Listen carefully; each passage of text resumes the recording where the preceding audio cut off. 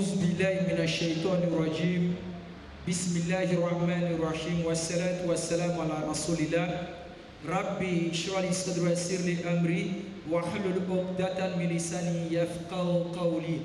Allah, c'est celui qui subsiste par lui-même, qui n'a été nourri par personne, qui n'a été humilié par aucune de ses créatures à aucun moment de l'existence. Mais nous avons des prétendus dieux qui ont été fouettés, ligotés, et au dernier soir de leur vie, prétendent encore demander la clémence d'un autre Dieu.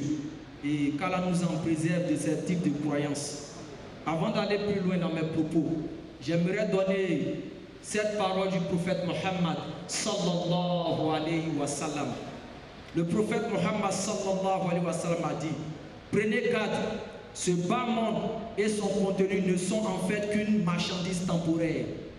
Que le dévote aussi bien que l'impie se partage et consomme. L'au-delà est certes une réalité. Son avènement inexorable et son échéance fixée donnera lieu au jugement que présidera le roi, le Tout-Puissant. Prenez garde, le bien dans son intégralité demeure certes dans le paradis. Le mal dans son intégralité demeure certes en enfer.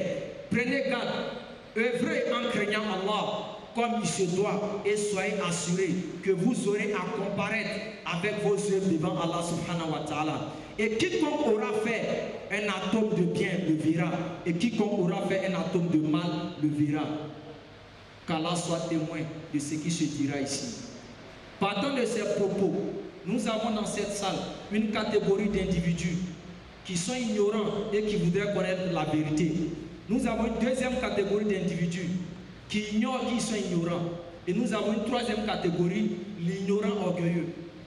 Et nous avons aussi la quatrième catégorie qui est encore pire, le sachant orgueilleux. C'est-à-dire celui qui sait la vérité et qui refuse d'admettre. Et qu'Allah nous en préserve de ces trois catégories. Et seront de la catégorie des ignorants qui cherchent à savoir. Et nous serons réellement libérés. Aujourd'hui, le thème du débat que Placide même a lui-même proposé est de savoir. Il n'y a aucun verset dans le Saint-Coran qui garantit le paradis.